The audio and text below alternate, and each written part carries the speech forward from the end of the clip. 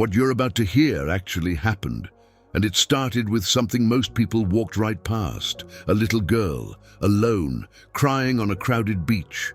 Most people didn't stop. They couldn't be bothered.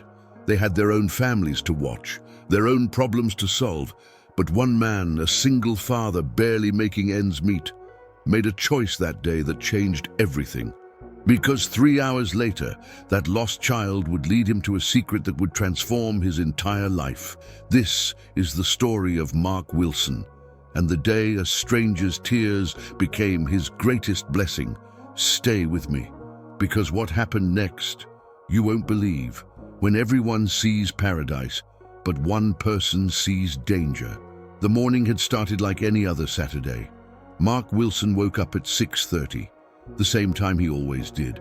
The alarm clock next to his bed was older than his daughter. The numbers glowed a dull red in the darkness of his tiny apartment. He rubbed his eyes and swung his legs out of bed, his feet hitting the cold linoleum floor. The apartment was quiet, except for the hum of the old refrigerator in the kitchen and the distant sound of traffic already building on the highway nearby. Mark was 42 years old. His hair had more gray than it used to. The lines around his eyes told stories of late nights and early mornings, of a life that hadn't been easy, but had been lived with purpose. He walked softly down the narrow hallway, past the bathroom with the leaky faucet he kept meaning to fix, and stopped at a door covered in crayon drawings and stickers. He knocked gently. "Lily, sweetheart," he called softly. "You awake?" A muffled voice came from inside. "5 more minutes." "Daddy," Mark smiled. It was always 5 more minutes. He made his way to the kitchen, started the coffee maker that sputtered and groaned like it might give up any day now, and began preparing breakfast. 2 bowls, generic brand cereal. The milk was 3 days from expiring. By 7:15, Lily emerged from her room, rubbing her eyes, her blonde hair sticking up in every direction. She was 7 years old, small for her age, with eyes that reminded Mark so much of her mother that sometimes it hurt to look at her. "Morning, bug," Mark said, ruffling her hair. Lily climbed onto the kitchen chair, her legs swinging beneath the table. "Are we really going to the beach today?" "We really are," Mark confirmed, placing a bowl in front of her. They didn't go to the beach often. Gas cost money, parking cost money. Everything cost money when you were living paycheck to paycheck, working 2 jobs just to keep a roof over your head and food on the table. But Mark had promised, and he never broke his promises to Lily. Not after her mother left, not after everything fell apart 3 years ago. By 9 o'clock they were packed. 2 towels that had seen better days, a bottle of sunscreen that was half empty, a small cooler with sandwiches, apple slices, and 2 juice boxes. A beach umbrella that Mark had bought at a yard sale for $3. The drive took 40 minutes. Lily pressed her face against the window the entire time, watching the buildings turn into trees, the concrete turn into sand dunes, until finally, there it was, the ocean. Endless, blue, beautiful. "Daddy, look!" Lily squealed, pointing. Mark's chest tightened the way it always did when he saw his daughter truly happy. Those moments were precious, worth more than anything money could buy. The parking lot was already half full, families unloading SUVs packed with beach chairs, coolers, inflatable toys, portable speakers. Mark parked his 15-year-old sedan in the far corner where the asphalt was cracked and weeds pushed through. They walked across the hot sand, Lily skipping ahead, Mark carrying everything. The beach was beautiful that day, the kind of day people dream about. The sun hung high and bright in a cloudless sky. The waves rolled in with a gentle, rhythmic sound that seemed to wash away worries. Children laughed and splashed in the shallows. Teenagers played volleyball. Couples walked hand in hand along the waterline. Everyone was happy, or so it seemed. Mark found a spot away from the crowds, near the edge of the boardwalk where the wooden planks met the sand. He hammered the umbrella into the ground, spread out their towels, and watched as Lily immediately ran toward the water. "Not too far," he called after her. "I know, Daddy." Mark sat down heavily, his back aching from the double shift he'd worked yesterday at the warehouse. He was a shipping clerk by day, a janitor by night, the kind of jobs that kept you invisible, the kind of work that paid just enough to survive, but never enough to thrive. But sitting here, watching Lily chase the waves, her laughter carried on the breeze, for a moment, none of that mattered. For a moment, life felt okay. Mark leaned back on his elbows, letting the sun warm his face. Around him, the beach pulsed with life and energy. He watched a family nearby, mom, dad, 3 kids, all matching swimsuits, expensive beach gear, everyone smiling for a photo. He looked away. It was 2:15 in the afternoon when everything changed. Mark had been dozing lightly, one eye always on Lily, who was building an elaborate sandcastle near the shore. She was so focused, her tongue sticking out slightly the way it always did when she concentrated.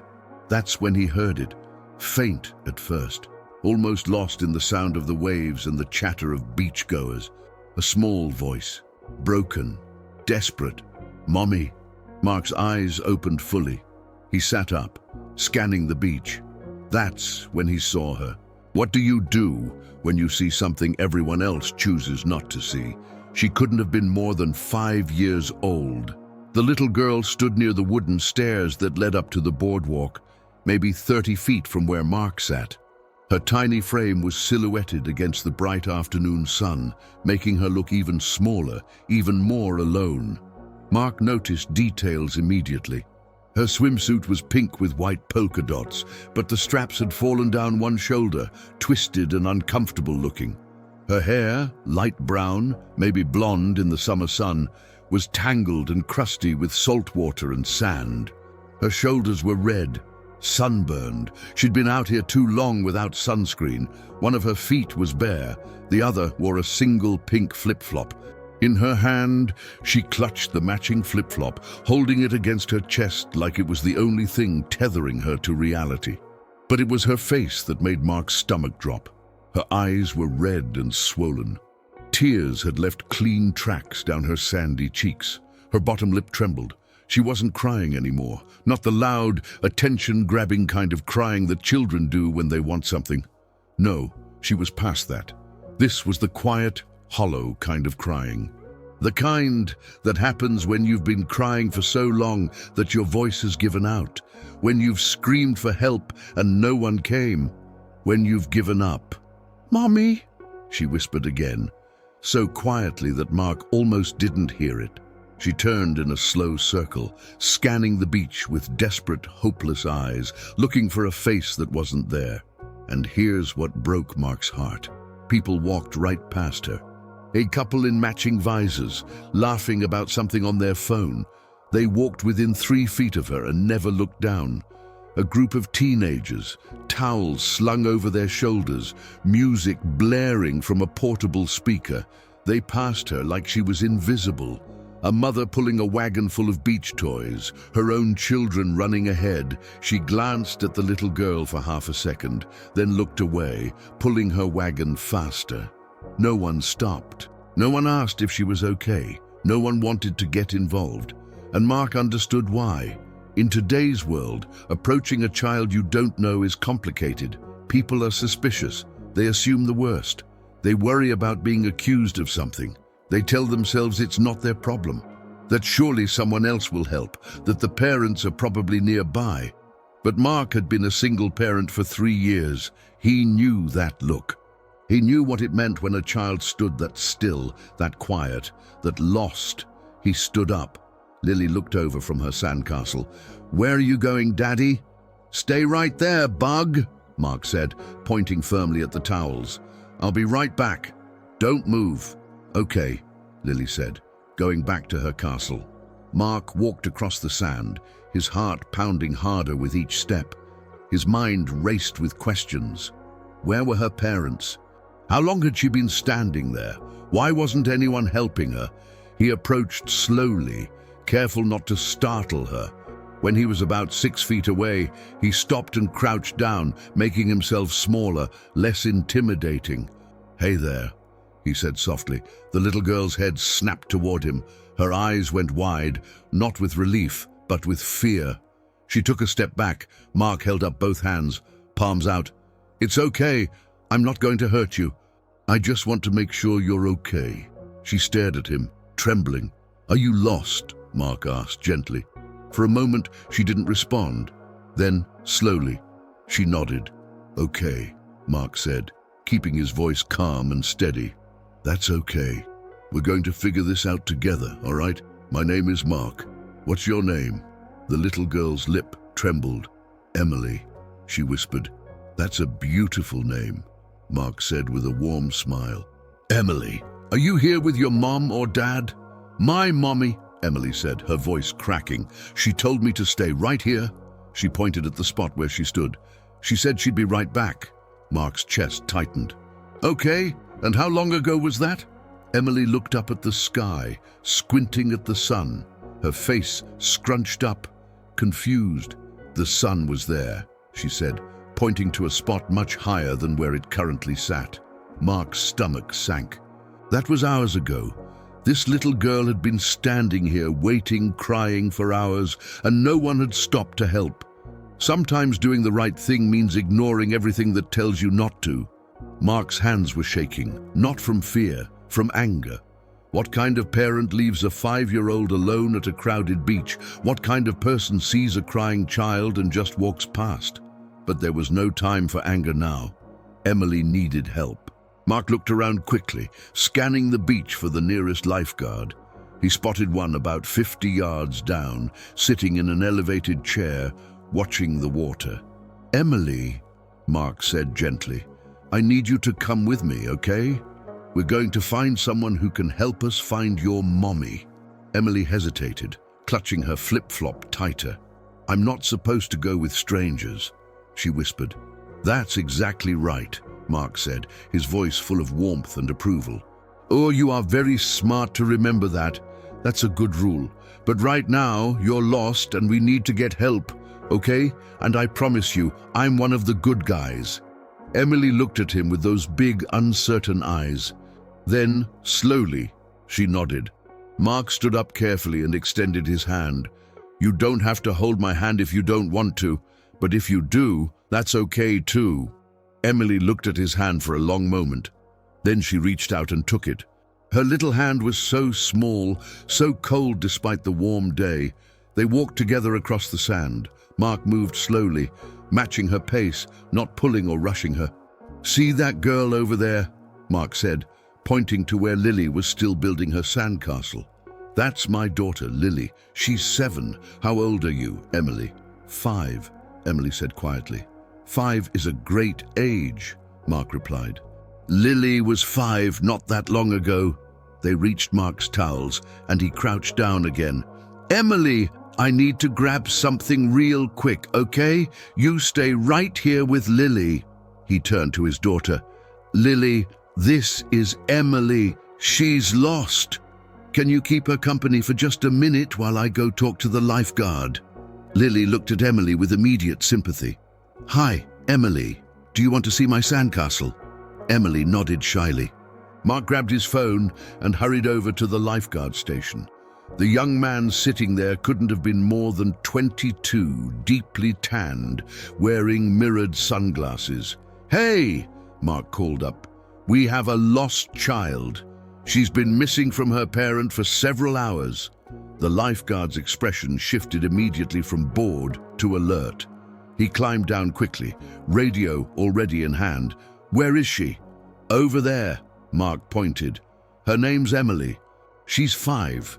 She says her mother told her to wait and never came back." The lifeguard spoke into his radio. "Central, we have a code yellow, lost child, female, approximately 5 years old, brown hair, pink swimsuit, initiating search protocol." The response crackled back immediately. "Copy that. Dispatching personnel. Description of parent." The lifeguard looked at Mark, who looked at Emily. Mark walked back over and knelt beside her. "Emily, what does your mommy look like?" Emily's eyes filled with tears again. She has brown hair and a blue swimsuit and sunglasses with sparkles. Mark relayed the information. Within minutes, 3 more lifeguards appeared, spreading out across the beach. They began making announcements through megaphones, asking beachgoers if anyone had seen a woman matching the description. Mark stayed with Emily. Minutes passed. 10, then 20, then 30. No one came forward. Emily's hand squeezed Mark's tighter. "Is my mommy lost?" she asked, her voice small and scared. "No, sweetie," Mark said, though his own worry was growing. "I think maybe you two just got separated, but we're going to find her. Okay, I promise." Lily had abandoned her sandcastle and now sat next to Emily, offering her apple slices and crackers from their cooler. "My mommy left too," Lily said matter-of-factly, "but my daddy stayed." "Daddies are good at staying." Emily looked at Lily with wide eyes, then at Mark. Mark's throat tightened. He forced a smile. More time passed. 45 minutes. An hour. The sun moved lower in the sky, casting longer shadows across the sand. The beach began to thin out as families packed up their things and headed home. But Mark didn't move. Emily was shivering now, despite the warmth. Shock, maybe. Fear. Exhaustion. Mark took off his jacket, the old, faded one he'd been sitting on, and wrapped it around her small shoulders. It swallowed her completely, hanging down past her knees. "There," he said softly. "Better." Emily nodded, pulling the jacket tighter around herself. A female lifeguard approached, kneeling down with a gentle smile. "Hi, Emily. My name is Sarah. We're still looking for your mommy, okay? Can you tell me anything else about her?"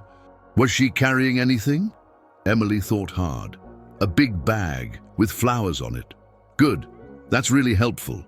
What about her phone? Did she have her phone?" Emily nodded. The lifeguard frowned slightly, glancing at her colleagues. If the mother had her phone, why wasn't she answering calls or checking messages from beach patrol? Mark caught the look. His worry deepened. Another 30 minutes crawled by. Emily's head drooped. She was exhausted, running on empty. Mark bought her a bottle of water from a nearby vendor, encouraged her to drink. She took small sips, her hands shaking. "Am I in trouble?" she asked suddenly, looking up at Mark with terrified eyes. "What?" Mark said, surprised. No, sweetheart, you're not in trouble at all." "Mommy's going to be mad," Emily whispered, tears spilling over again. "She told me to stay. I stayed." "But she's going to be mad." Mark's heart shattered. He pulled Emily into a gentle hug, careful, appropriate, fatherly. "Listen to me," he said firmly. "You are not in trouble. You did everything right. You stayed where your mommy told you to stay. You were so brave. And when she gets here, she's going to be so proud of you." Emily buried her face in his shoulder and sobbed. Lily scooted closer and patted Emily's back awkwardly. "It's okay to cry," she said. "My daddy says crying helps the sad come out." Mark looked at his daughter, his eyes stinging. When had she gotten so wise? Just when hope starts to fade, the universe has a way of rewriting the story. It was nearly 2 hours after Mark first found Emily when it happened. The beach was almost empty now. The sun hung low on the horizon, painting the sky in shades of orange and pink. The temperature had dropped. A cool breeze blew in from the ocean. Emily had stopped crying. She sat between Mark and Lily on the towel, wrapped in Mark's jacket, staring blankly at the sand. Mark was running out of options. The lifeguards had searched everywhere. They'd made dozens of announcements. They'd checked the parking lot, the bathrooms, the nearby restaurants and shops. Nothing. The head lifeguard had pulled Mark aside 20 minutes ago and quietly suggested they might need to call Child Protective Services soon if the mother didn't show up. Mark had nodded, his mind racing. Where could the mother be? Had something happened to her? Had she left her daughter on purpose? No. He couldn't believe that. He wouldn't believe that. He was about to suggest they move Emily to the lifeguard station, get her somewhere warmer, when he heard it. A scream, Not a playful scream, not a surprise scream, a raw, desperate, guttural scream that cut through the evening air like a knife. "Emily!" Everyone turned. A woman was running down the beach. She was tall, maybe 5'8", with dark hair that had come loose from whatever style it had been in. Designer sunglasses hung crooked on her face. She wore a blue swimsuit cover-up that billowed behind her as she ran. In one hand, she clutched a large beach bag with flowers on it. She was running so fast she stumbled in the sand, nearly fell, caught herself, kept running. "Emily! Emily!" Emily's head snapped up. For a split second, she didn't move. She just stared, as if she couldn't believe what she was seeing, as if her mind couldn't process that this was real. Then she dropped the flip-flop she'd been holding for hours and ran. "Mommy!" The two collided in the sand. The woman fell to her knees, wrapping her arms around her daughter, pulling her in so tight it looked like she'd never let go. Her body shook with sobs, deep, wrenching sobs that came from somewhere primal. "Oh my God, oh my God, oh my God," she gasped, kissing Emily's head, her face, her hands. "Baby, I'm so sorry, I'm so sorry, I'm so sorry." Emily clung to her mother, crying into her shoulder. The beach seemed to hold its breath. Mark stood a few feet away, Lily holding his hand. His own eyes were wet. He didn't bother wiping them. The lifeguards approached cautiously, giving the reunion a moment before beginning their questions. Where had the mother been? What happened? The woman looked up, her face streaked with tears, mascara running. "I went to move the car," she choked out. "It was getting towed. I told her to wait right there, right by those stairs. I said 5 minutes." Her voice broke. "I got back and she was gone. I've been searching everywhere. I called the police. She broke down completely, burying her face in Emily's hair. One of the lifeguards gently explained that Emily had stayed exactly where she'd been told to stay. Someone else must have moved her bag or towel, and in a crowded beach, the mother had returned to the wrong spot. The woman nodded, not really hearing, not caring about explanations. She just held her daughter. Then, slowly, she looked up and around as if seeing the rest of the world for the first time. Her eyes landed on Mark. "You," she said, her voice hoarse. "Were you with her?" Mark nodded. "Yes, Mom. She was alone. I stayed with her until we could find you." The woman stared at him for a long moment. Then she carefully stood up, still holding Emily's hand, and walked toward him. Mark suddenly felt very aware of how he must look. Old jeans, faded t-shirt, worn shoes. The jacket Emily wore was threadbare at the elbows. The woman stopped in front of him. Up close, Mark could see she was probably in her late 30s. Despite the tears and the panic, there was something polished about her. Expensive jewelry, manicured nails, the kind of presence that spoke of confidence, of authority, of someone used to being in control. "How long?" she asked quietly. "How long were you with her?" Mark glanced at his watch. "About 2 hours." The woman's face crumpled. 2 hours, she repeated. "She was alone, crying, for 2 hours. And you?" Her voice caught. "You stayed." "Of course," Mark said simply. "Not everyone would," she replied. "Most people wouldn't." Mark shrugged. "She needed someone." The woman looked at him with an expression Mark couldn't quite read. Then she looked at Lily, who was still holding her father's hand. "Is this your daughter?" "Yes, Ma'am. This is Lily." The woman knelt down to Lily's level. "Thank you for sharing your daddy with Emily." Lily smiled shyly. "That's okay. Daddy's good at helping people." The woman stood back up. She reached into her bag and pulled out her phone. Her hands were still shaking as she typed something quickly. Then she pulled out a business card and pressed it into Mark's hand. "Please," she said, "take this." Mark looked down at the card. It was thick, embossed, the kind of card that costs money to print. Claire Harrington, founder and CEO, Harrington Global Holdings, and beneath that, a phone number, an email address, a website. Mark's breath caught. Harrington Global Holdings. He'd heard that name before, seen it in the news. One of the largest investment firms in the state, maybe the country. He looked back up at the woman, at Claire, with new eyes. He started, not sure what to say. "Please keep it," Claire said softly. "I mean it." Mark nodded slowly, tucking the card into his pocket. Claire pulled Emily close again, kissing the top of her head. She looked back at Mark one more time. "Thank you," she said, her voice thick with emotion, "for seeing her when everyone else looked away." And with that, she turned and walked with Emily toward the parking lot, her daughter's hand firmly in hers. Mark stood on the beach as the sun set, Lily leaning against his side. "Daddy?" Lily asked quietly. "Are you okay?" Mark wrapped his arm around his daughter and pulled her close. "Yeah, Bug," he said softly. "I'm okay." But in his pocket, the business card felt like it was burning a hole through the fabric. He had no idea that in 3 days, his phone would ring and everything would change. Some people say thank you once, others never let you forget what you did. Monday morning came too soon.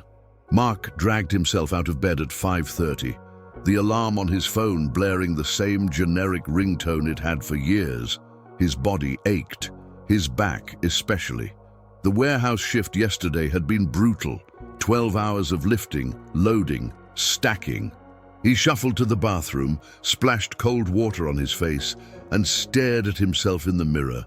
42 years old, looking closer to 50. He thought about the business card tucked in his jeans from Saturday. He'd taken it out twice since getting home, looked at it, put it back in his wallet. Claire Harrington, a billionaire, had stood in front of him, crying, thanking him for doing what any decent person should do. But Mark knew the truth. Most people didn't do it. Most people walked past. Most people didn't want to get involved. And now he had her business card. For what? He shook his head, dismissing the thought. She was just being polite. People like her didn't really mean it when they said "call me" or "stay in touch." They said what sounded nice in the moment, then moved on with their lives. Besides, what would he even say? "Hi, remember me? I sat with your daughter. Want to give me money?" No, that wasn't who he was. He got Lily ready for school, made her lunch, dropped her off, and headed to the warehouse. The day was long, repetitive. His mind wandered. By the time his shift ended at 6, his shoulders were screaming. He had 4 hours before his overnight janitorial shift started at 10. He picked up Lily from the after-school program, made dinner, spaghetti again, helped her with homework, tucked her into bed. Then he changed into his second uniform and headed to his second job. This was life. This was the grind. Tuesday was the same. Wednesday too. Mark was mopping the floor of an office building at midnight on Wednesday when his phone rang. He jumped, nearly dropping the mop. No one called him at midnight unless something was wrong. He yanked his phone from his pocket, his heart pounding. Unknown number. He almost didn't answer. Probably spam. But something made him swipe to accept. "Hello, Mr. Wilson," a woman's voice. Professional, calm. "Yes? My name is Jennifer Reeves. I'm calling on behalf of Claire Harrington." Mark froze, mop still in hand, water dripping onto the floor. What? "Ms. Harrington asked me to reach out to you," Jennifer continued smoothly. "She'd like to meet with you at your earliest convenience. Would you be available tomorrow afternoon? Say, 2 o'clock. Mark's mind went blank. I work tomorrow. I understand. What time does your shift end? 6. Would 7 work? I have another job at 10. There was a brief pause. I see. How about Thursday? Is there any time Thursday that would work for you? Mark thought frantically. Thursday was his one day off from the warehouse. He still had his janitorial shift, but not until 10. I could do the afternoon, he said slowly. Perfect. Let's say 2 o'clock. The address is 4200 Riverside Drive, Suite 2000. The receptionist will be expecting you. Just give them your name. Wait, Mark said. What is this about? Jennifer's voice was warm. Mr. Harrington will explain everything when you meet. Have a good evening, Mr. Wilson. She hung up before he could ask anything else. Mark stood in the empty office hallway, fluorescent lights humming overhead, his phone still pressed to his ear. What just happened? Walking into that building, he was just a man trying to survive. Walking out, he'd be someone completely different.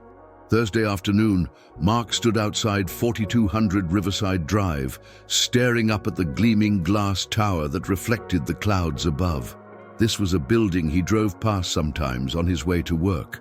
The kind of building with marble floors and valet parking, the kind of place where people wore $1,000 suits and talked in millions instead of dollars. He looked down at himself, his best jeans, a button-down shirt he'd ironed twice, shoes he'd scrubbed until they looked almost new. He still looked like he didn't belong here, but he'd promised Jennifer he'd come. And Mark kept his promises. He pushed through the revolving door. The lobby was stunning. High ceilings, modern art on the walls, a receptionist desk that looked like it cost more than his car. A woman looked up as he approached, her smile professional and perfect. "Can I help you?" "I'm Mark Wilson. I have a 2 o'clock with Ms. Harrington." The receptionist's expression shifted slightly. Surprise, maybe, but she recovered quickly. "Of course, Mr. Wilson. Take the elevator to the 20th floor. Someone will be waiting for you." Mark nodded, his mouth dry, and walked to the elevator bank. The elevator was all glass and chrome. Soft music played. A small screen displayed news headlines and stock prices. The 20th floor. The doors opened into a space that looked like something from a magazine. Floor-to-ceiling windows overlooking the city. Sleek furniture, more art. A man in a suit stepped forward immediately. "Mr. Wilson?" "Yes." "Right this way." Mark followed him down a hallway, his heart hammering. They stopped at a large wooden door. The man knocked once, then opened it.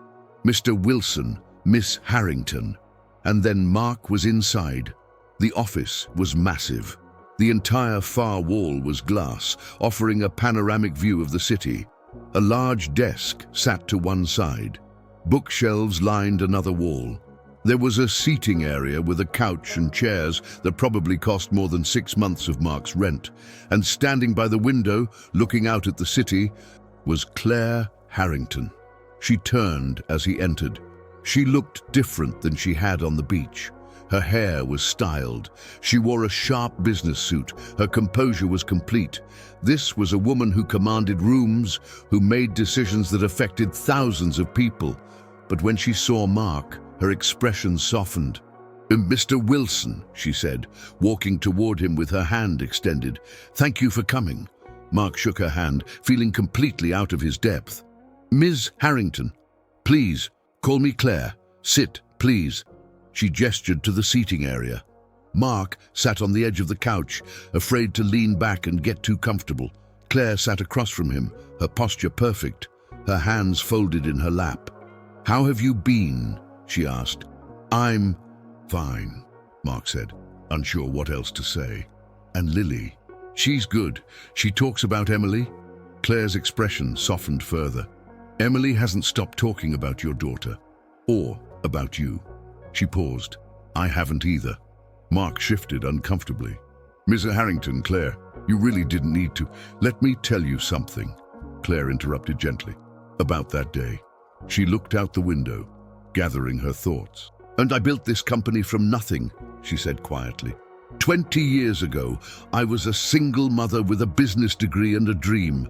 Emily's father left before she was born, said he wasn't ready to be a father, said I was on my own."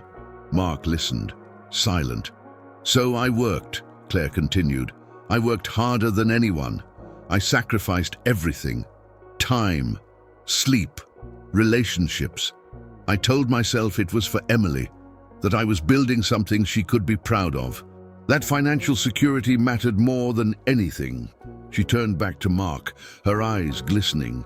That day at the beach was supposed to be about her, about us, about me finally slowing down enough to be present, to be a mother, not just a provider. Her voice cracked, and then I lost her. A single tear rolled down her cheek. She wiped it away quickly, almost embarrassed.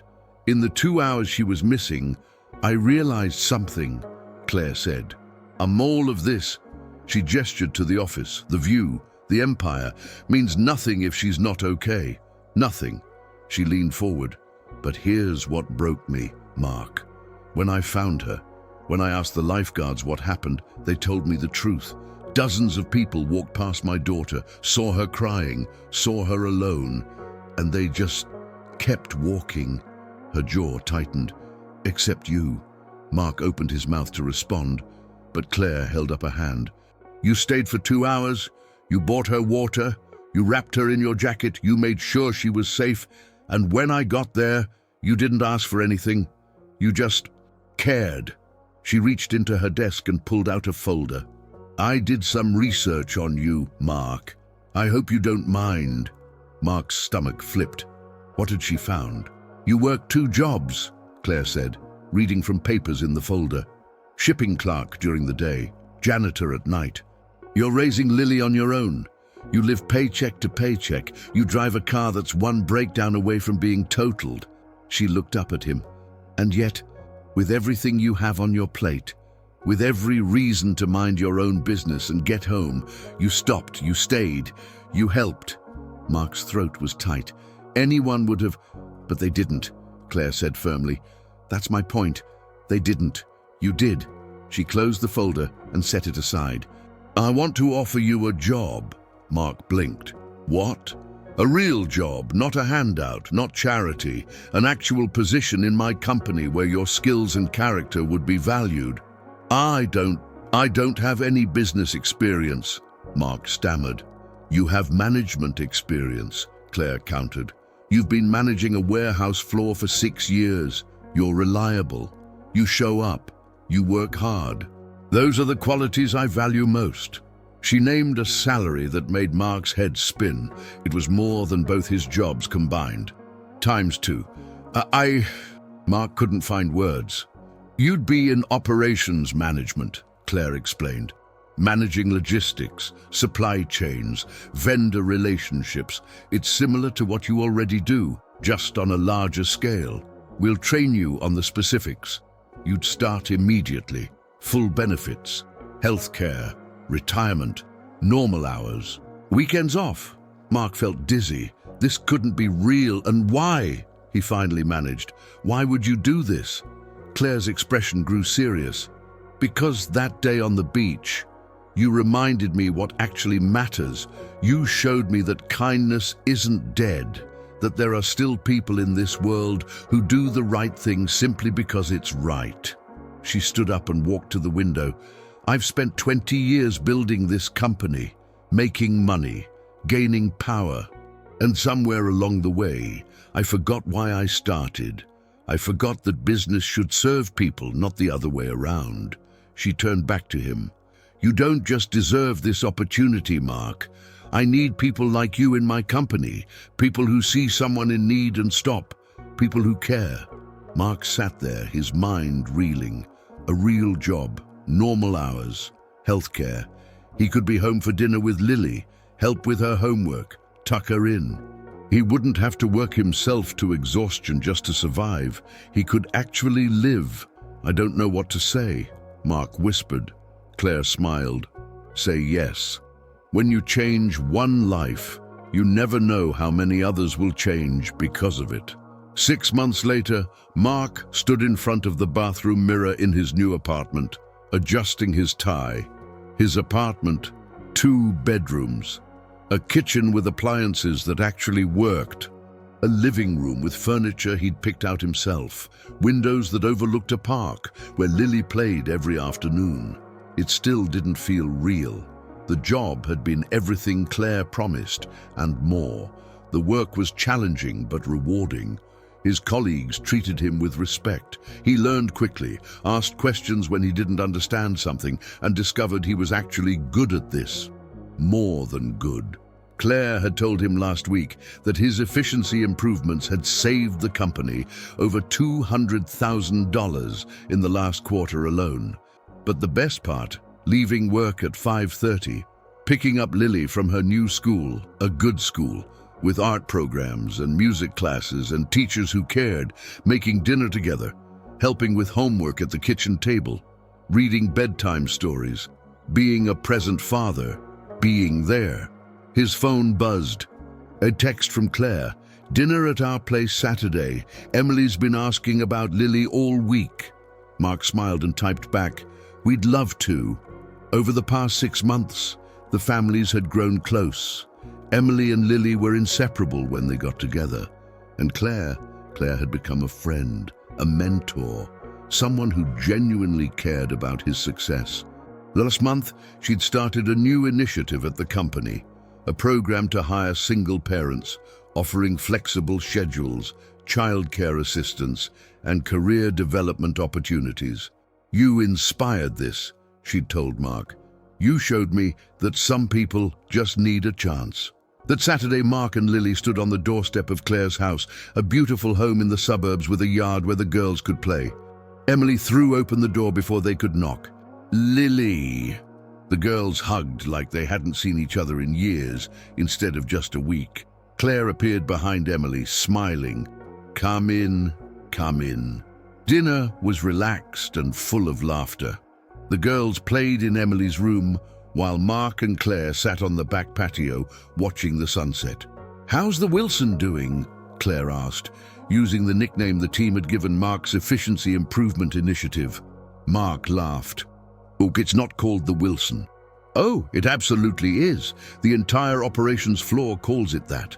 They sat in comfortable silence for a moment. "Can I tell you something?" Claire said quietly. "Of course. That day on the beach, I almost didn't go. I had 3 conference calls scheduled, a board meeting. I almost told Emily we'd go another time." She looked at Mark. If I'd chosen work over her again, I don't know if I would have ever forgiven myself." "But you didn't," Mark said. "No," Claire agreed. "I didn't. And even though I made mistakes that day, even though I lost her for 2 hours," she smiled, "those 2 hours led me to you. Led me to remember what matters, led me to change everything about how I run my company and how I live my life." She raised her glass of wine. "To chance encounters that change everything." Mark raised his water glass. "But to people who stop when others keep walking." They clinked glasses. From inside the house, they could hear the girls laughing, playing, being children, being safe, being loved, being seen. Sometimes the person you save ends up saving you right back. 1 year after that day on the beach, Mark stood on the same sand where he'd found Emily. But this time, he wasn't alone. Lily ran ahead, older now, more confident, her laughter carrying on the breeze. Emily ran beside her, the two of them inseparable, planning the sandcastle they were going to build. Claire walked next to Mark, both of them carrying coolers and beach bags. "They've gotten so big," Claire said, watching the girls. "They have," Mark agreed. They set up their spot, a better umbrella now, newer towels, a full cooler, and settled in. The beach looked the same as it had that day. Families everywhere, children playing in the waves, couples walking hand in hand, but Mark saw it differently now. He saw the mother struggling with 3 kids and a wagon, and he stood up to help her carry her things. He saw a teenager who dropped his phone in the sand, and he helped him find it. He saw an elderly man trying to set up a beach chair, and he walked over to assist. Small things, simple things, the things that cost nothing but meant everything. That evening, as the sun began to set, painting the sky in brilliant colors, Emily tugged on her mother's hand. "Mommy, can I tell you something?" "Of course, baby." "I'm not scared of the beach anymore." Claire's breath caught. She knelt down, eye level with her daughter. "You were scared?" Emily nodded. "After that day, when I couldn't find you, I had bad dreams." Claire's eyes filled with tears. "Oh, sweetheart, I didn't know." "But I'm not scared anymore," Emily said, smiling, "because I know now that even if I get lost again, someone good will find me, like Mr. Mark did." She looked at Mark with complete trust, complete faith in the goodness of people. Mark had to look away, his vision blurring. That night, after they'd packed up and were loading the cars, Claire pulled Mark aside. "Thank you," she said, "for everything, for that day, for reminding me what matters, for being exactly who you are." Mark shook his head. "I should be thanking you. You changed my entire life. We changed each other's lives," Claire said with a smile. "That's how kindness works. It doesn't just go one direction. It ripples out, it comes back around, it multiplies." She pulled out her phone and showed him something. It was a news article. The headline read, "Harrington Global Holdings launches nationwide initiative to employ and support single parents." "We're going national," Claire said. 50 cities, thousands of jobs, all because of what you showed me. Mark read the article, his chest tight. At the bottom was a quote from Claire. "This program exists because one man stopped to help a child in need. He taught me that success isn't measured in profit margins or stock prices. It's measured in the lives we touch and the people we help. I'm proud to build a company that reflects those values." Mark looked at her, unable to speak. "You saved more than just Emily that day," Claire said softly. "You saved me too. Every moment contains infinite possibilities. Every choice echoes into forever. Some people go their entire lives without realizing how much power they hold. The power of one decision, one moment, one act of kindness." Mark Wilson didn't set out to change the world that day on the beach. He just saw a child who needed help, and he stopped. That's all it took. He stopped when everyone else kept walking. He stayed when everyone else went home. He cared when everyone else looked away. And that single decision, that choice to see someone who was invisible to everyone else, created a ripple effect that changed 2 lives completely. A struggling father who couldn't catch a break finally got the opportunity he'd been working toward his entire life. A successful CEO who'd lost sight of what mattered found her way back to her values and transformed an entire company culture. 2 little girls gained a friendship that taught them what goodness looks like. And thousands of single parents across the country gained opportunities they never thought possible, all because a program was created in honor of one man's kindness. But here's the truth that matters most. This story isn't special because of what happened after. It's special because of what happened during. For 2 hours, a little girl who was lost and scared and alone wasn't alone anymore. For 2 hours, someone cared. That's the story. Everything else, the job, the money, the programs, the success, that's just what kindness looks like when it's allowed to grow. But it started with one person choosing to stop. So here's my question for you. When you see someone in need, what do you do? When you witness something that doesn't feel right, do you stop? When you could help, but it would be inconvenient, do you help anyway? Because you never know what ripples your kindness might create. You never know whose life might change because you cared. Mark Wilson was just a man trying to survive, doing his best to raise his daughter with nothing but love and determination. He wasn't rich. He wasn't powerful. He wasn't special. He was just present. And that made all the difference. If this story moved you, if it reminded you of the power you hold to change lives with simple acts of kindness, please subscribe to our channel and leave a comment telling us, what would you have done? Would you have stopped? Because somewhere right now, someone is waiting, someone is lost, someone is scared, someone is hoping that today is the day someone sees them. Be that person. Stop when others walk past. Stay when others go home. Care when others look away. You never know when a moment of kindness might become the moment that changes everything. This story is dedicated to everyone who stops, who stays, who cares. Because of you, the world is a little bit brighter, one kind act at a time.